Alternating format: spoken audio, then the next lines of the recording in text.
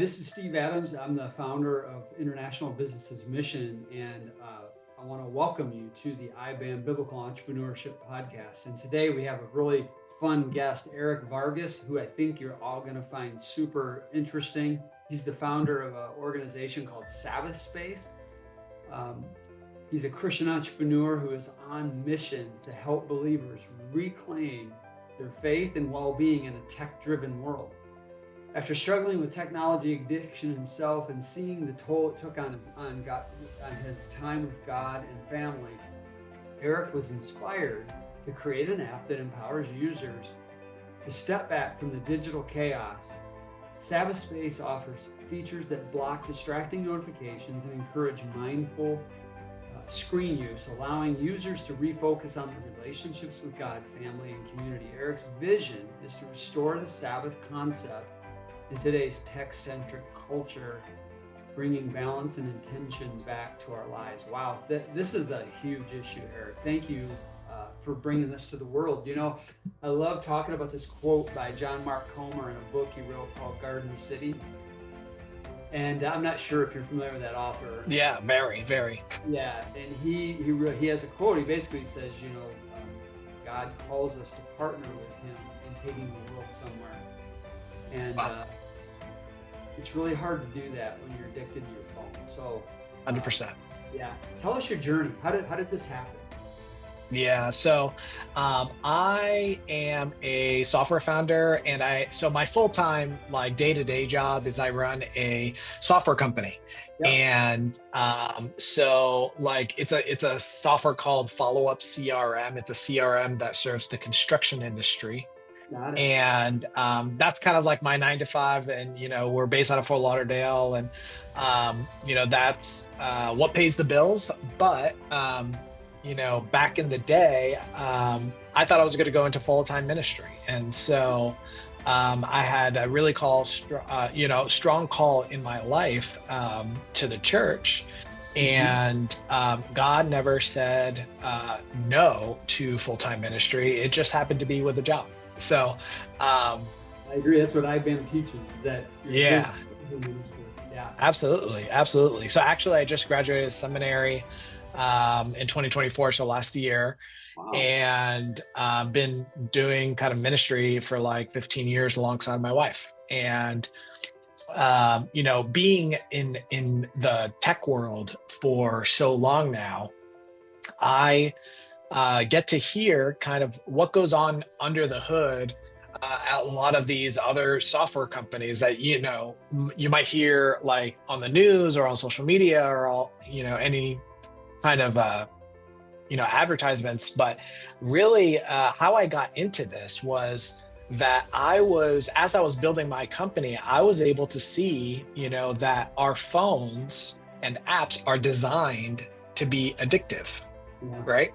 Yeah. And not only are they designed to be addictive, we didn't even realize how addicted we are to these things, right? It's just the environment that we kind of swim in right now, even though we might not have chosen to opt into that, right? And one day I woke up and I checked my phone and I'm like, wow, 6 hours on my phone. Where did all that time go? I don't even know where that time went. I couldn't even tell you what I did, right? And so, there's so much more productive things I could be doing with my time that it started to kind of, make me upset. Because I just had a newborn son, and I'm like, I could be investing in him and in my marriage and in reading the word and so many other things, right, that are productive. Then they call it doom scrolling. You know what I mean? I do know what you mean. I've done it. Yeah. And so that's how Sabbath Space was born. And as I started to kind of have this idea, I started to dive in deep theologically on what is the Sabbath. Is it still a commandment for us to be obeying today? And one thing that I thought was super interesting was that God tells us that, we should remember the Sabbath 1 day a week, right? Mhm. And then I'm looking at our culture today. I'm like, well, we have a 2 day weekend. Like we have double Sabbath. Why aren't we really, really rested? Right? Yeah. Right. Like that doesn't make sense. We work 5 days a week. We are off 2 days a week. And then, at the same time, everyone I know is super busy and overworked and burnt out and all this stuff. And so I'm like, this doesn't really make sense, right? Mhm. And then you realize that we feel this way because we're actually never disconnected, right? Because So of our you're not phones. Sabbathing. We're not taking You're, Sabbath. we're not Sabbathing at all, right? And so it's funny. Whenever like you listen to God and you really dive in, you start to realize things that, his way is better. And so Sabbath Space actually has given me permission to work 6 days a week if I'm really intentional about my Sabbath day. I love that, Eric, because in August of 23, I started Sabbathing on Saturdays. Like Oh, good. true Sabbath. Yes. Now, I'm going to get your app because I still will look at this stupid thing on I Saturday know. once in a while, more than I should. But it so changed me that I actually Yeah. do 3 or 4 hours of work every Sunday now. Yeah. Yeah. Well, because And I feel great. 100%. And so like, I personally don't work on my business on that 6th day. I do I call it family work, where it's work around the house. Maybe Sure, it's sure. date night. Maybe I'm taking my son out, for a dad time or something like that. Right. Yep. Or community work, whatever it is. Right. But, we like, it's funny if you were to ask, fellow Christians, like, oh, do you take a Sabbath? They're like, well, you know what I mean? I do. And so that's what kind of Sabbath Space is all about. Giving that intentionality back, right? And having us really, one of my favorite verses about Sabbath is that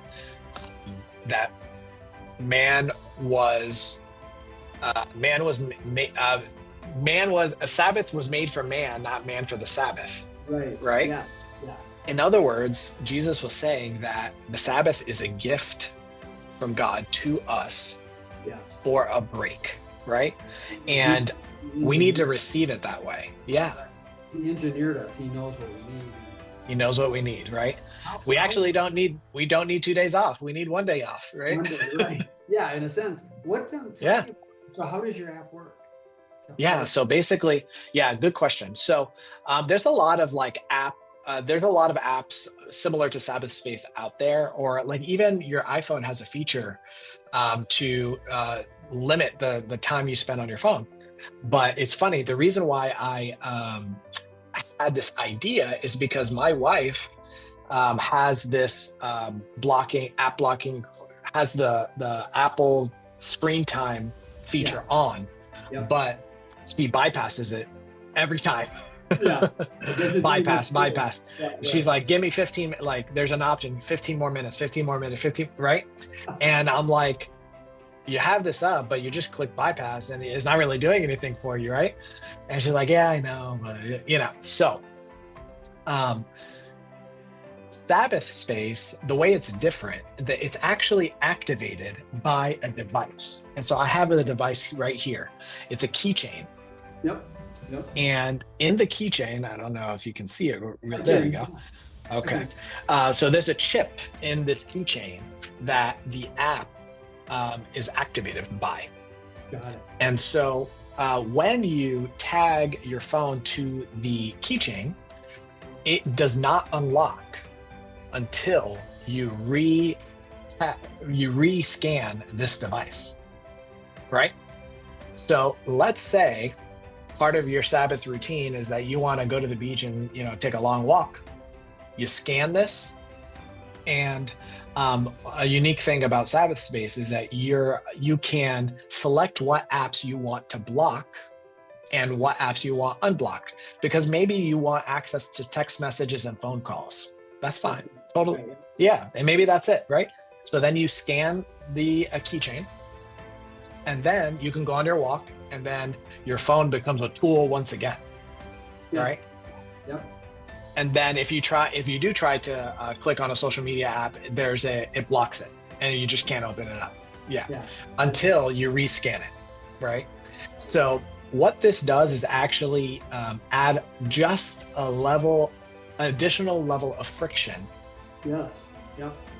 So that it helps build that discipline into our lives.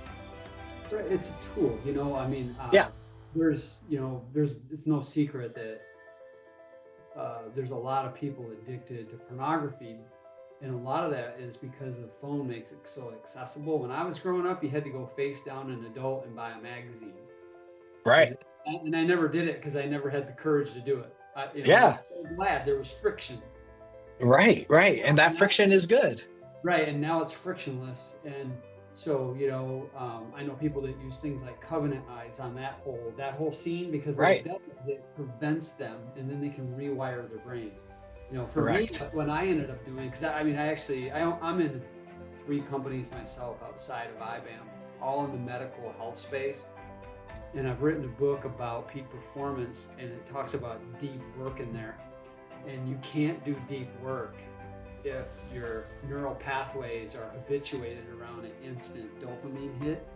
Totally. And so what your product is doing is helping people break those neural pathways. Exactly. Yeah. And just that additional level of friction helps you actually think about it. It's like, do I really need to do that? Or what else could I be doing right now? You know what I mean? And break it, because like even just during our time today, I'm getting like 5, 6, 7 emails. So actually I'm going to turn this on right now so it doesn't disturb the rest of our time. I love it.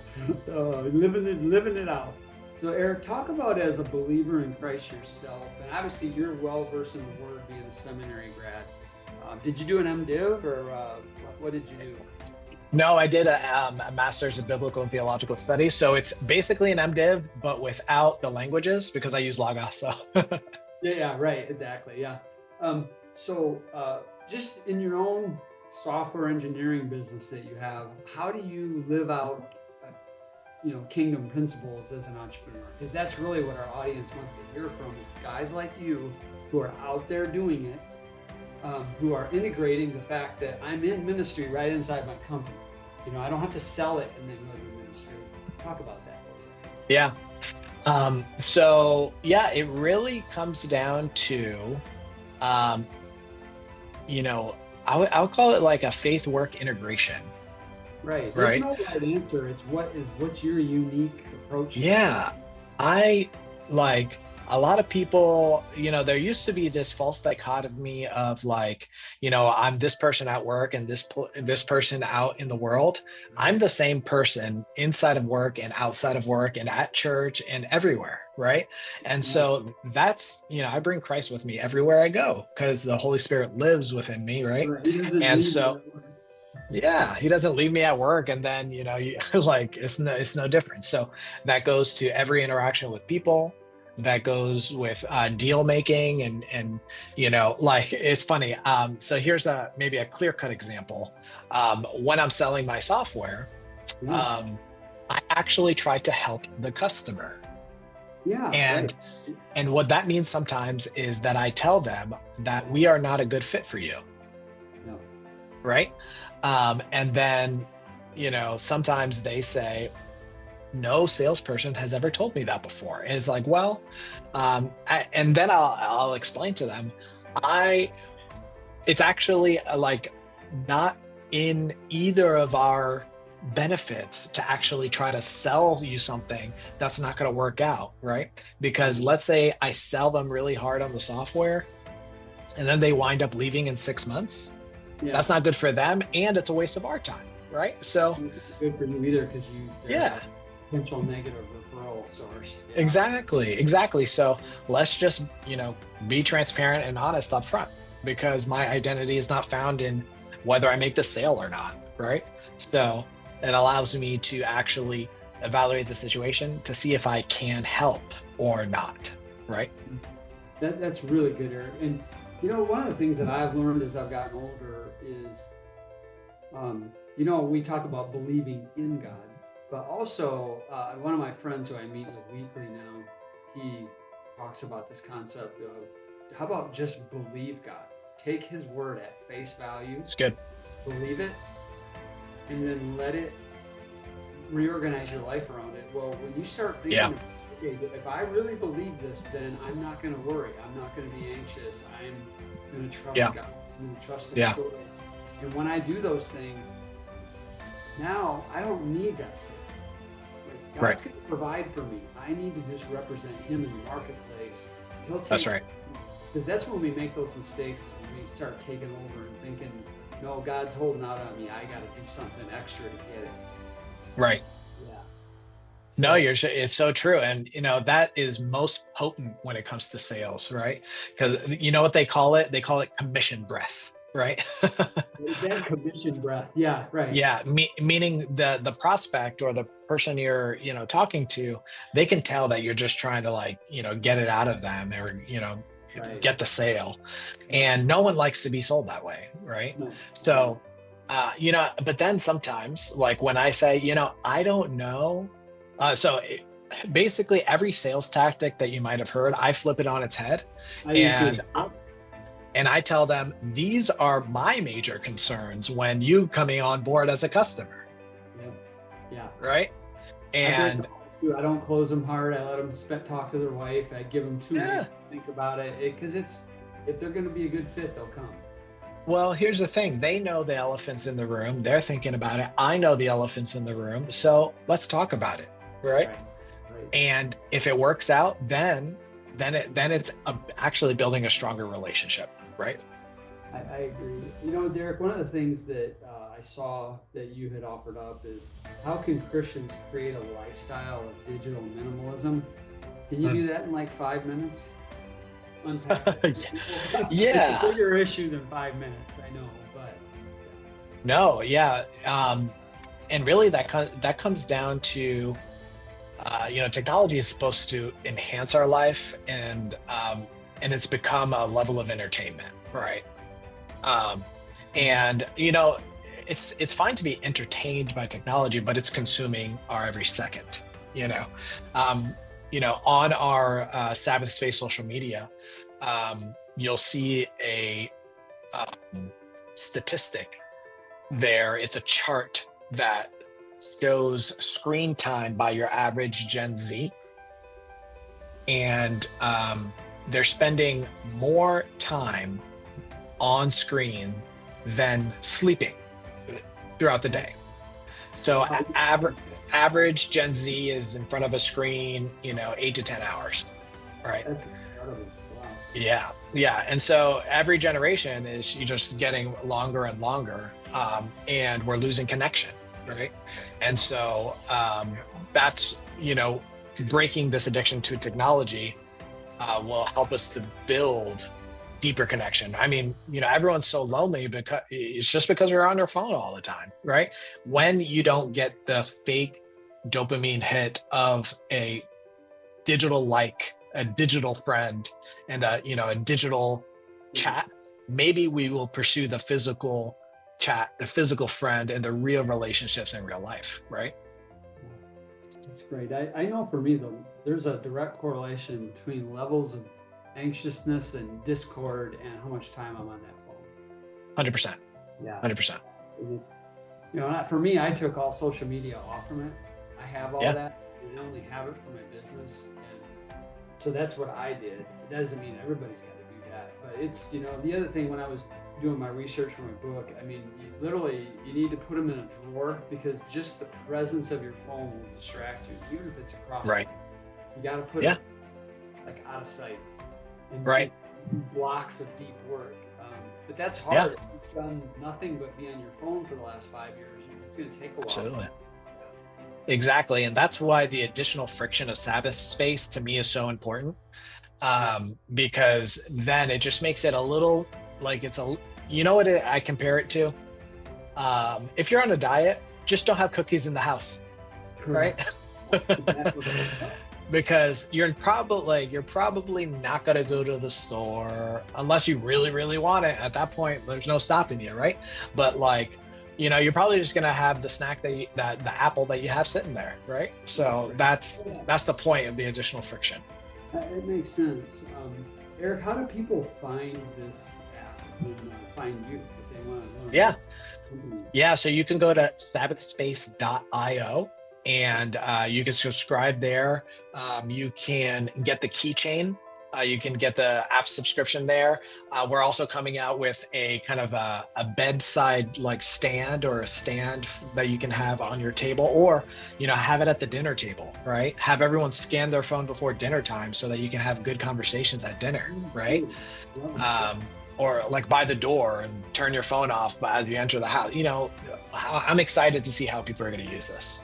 Yeah, me too. Well, I'm going to get it. And the other thing I want to look at with our team is how we can put this on our website as like an official site. Oh, great. I would love to do awesome. that. And, yeah. Well, definitely can help you out with that, and let us know how we can partner with that. Sure. And just so everyone knows, it'll be in the show notes, all of the links he said, so you don't have to worry about whether you got it or not. When it's published, it'll all be in there. And Erick, thank you so much for being on the iBAM podcast. Yeah, thanks for having me. Listening to the International Business as Mission podcast, a space where we explore how to build businesses rooted in biblical principles that create global impact.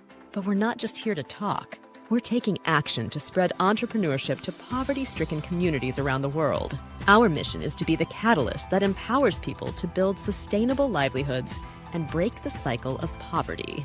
We follow the 3 fish principle: give a fish, providing startup loans to empower entrepreneurs; 2, teach to fish, offering entrepreneurial training for sustainable business practices; and 3, equip for disciple making, building a community that supports spiritual growth alongside business success. This is life-changing work, but we can't do it alone. We need passionate impact partners like you to join us on this mission. By becoming a donor, your generous gift will directly fund the establishment of new businesses that provide dignified work and hope. Just imagine, your donation could help a single mother in rural Africa start a small farming venture that allows her to feed her children and send them to school. Or a young man in Southeast Asia to launch a small business, breaking the chains of generational poverty. This is the power of entrepreneurship as a force for good. Will you join us in unleashing it? Go to ibam.org now to start impacting lives through the transformative power of business as mission. Together, we can create a world of flourishing.